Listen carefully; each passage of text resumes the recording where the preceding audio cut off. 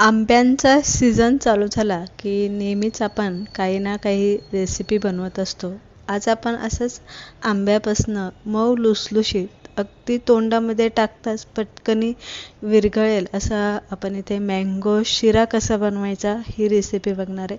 अनेकदा आपण शिरा बनवला जातो, पण तो आपण पांढरा शिरा बनवतो किंवा प्रत्येक फ्लेवरचा वेगवेगळा शिरा असतो. तसंच एक मँगोचा सुद्धा शिरा बनवला जातो. तर अगदी कशा पद्धतीने तो बनवायचा ही रेसिपी अगदी आपण इथे परफेक्ट बघणार आहे. तर चला पटकन रेसिपीकडे वळूया. शिरा बनवताना सगळ्यात पहिलं जे आपण प्रमाण घेणार आहे ते सगळ्यात महत्त्वाचं असतं. रव्याचं प्रमाण आपण घेणार आहे, त्यावरतीच बाकीच्या सगळ्या साहित्यांचं प्रमाण इथे अवलंबून असतं. आता ज्या वाटीने आपण रवा मोजून घेणार आहे त्याच वाटीने बाकीचं साहित्यसुद्धा आपल्याला घ्यायचं असतं. इथे एक वाटी मी घेतलेली आहे, त्या वाटीने रवा घेतलेला आहे. त्याच वाटीच्या प्रमाणात मी साखर, तूप, दूध आणि आंब्याचा रस मी इथे घेतलेला आहे आणि इथे घेतलेले मी ड्रायफ्रूट घेतलेले आणि इलायची जी आहे ती मी अशी टेचून घेतलेली आहे. इलायची पावडर पण आपण इथे वापरणार आहे थोडीशी, पण टेचलेली इलायची शिऱ्यामध्ये खूप छान लागते. कढई इथे गरम करायला ठेवलेली आहे. कढई गरम झाली की इथे आपल्याला तूप त्यामध्ये घालून घ्यायचं. आता हे म्हशीचं तूप असल्यामुळे पांढरं तूप दिसतं, गाईचं तूप असलं की ते पिवळसर दिसतं. तूप गरम झालं की त्यामध्ये आपल्याला जो एक वाटी रवा घेतलेला आहे, इलायची सकट आपल्याला तो घालायचा.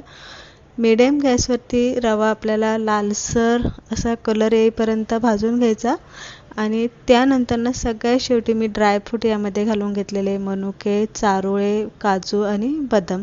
सगळ्यात शेवटी काय घालायचं तर ड्रायफ्रूट हे पटकन तळले जातात आणि ते जास्त काळे होऊ शकतात, म्हणून आपल्याला सगळ्यात शेवटी घालून ते आपल्याला हलकेसे तुपामध्ये रव्याबरोबर इथे भाजून घ्यायचं. बघू शकता रवा छान असा फुलला गेलेला आहे, व्यवस्थित भाजला गेलेला आहे आणि इथे एक बुडबुड्या निघतात, ते म्हणजे चांगला भाजला गेलेला आहे.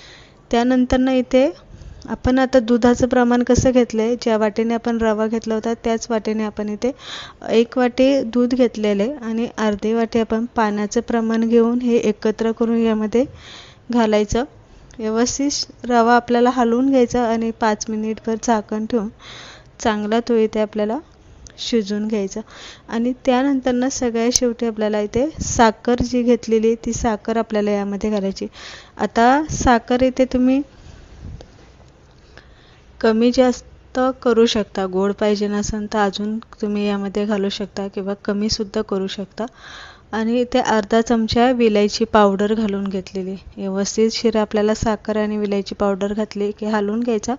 परत झाकण ठेवून 2-3 मिनटं आपल्याला तो साखर विरघळेपर्यंत आपल्याला तो इथे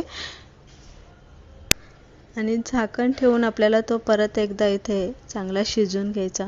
त्यानंतर सगळ्यात शेवटी आपल्याला इथे आंब्याचा जो रस घेतलेला आहे, इथे मी आंब्याचा गर काढून मिक्सरला थोडंसं आपल्याला पाणी, थोडीशी साखर आणि विलायची पावडर घालून हा रस मी इथे बनवून घेतलेला आहे.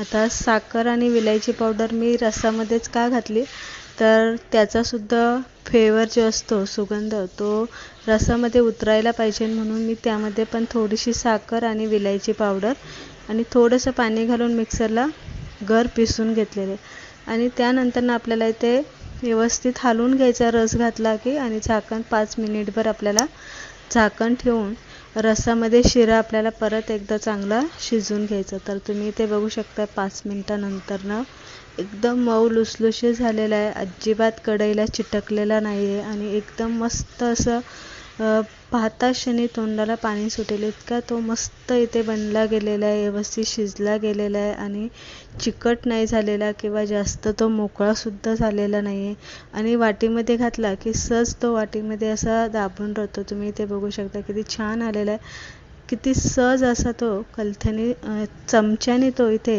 तुटतो, इतका मऊसूत झालेला आहे. अशा पद्धतीने आज आपण इथे मँगो शिरा कसा बनवायचा ही छोटीशी रेसिपी बघितलेली. रेसिपी कशी आवडली हे कमेंट करून सांगा आणि आवडली असेल तर लाईकसुद्धा करा. अशीच एखादी नवीन रेसिपी घेऊन भेटूया. तोपर्यंत मस्त खात राहा, मजेत राहा, स्वतःची काळजी घेत राहा. Bye bye.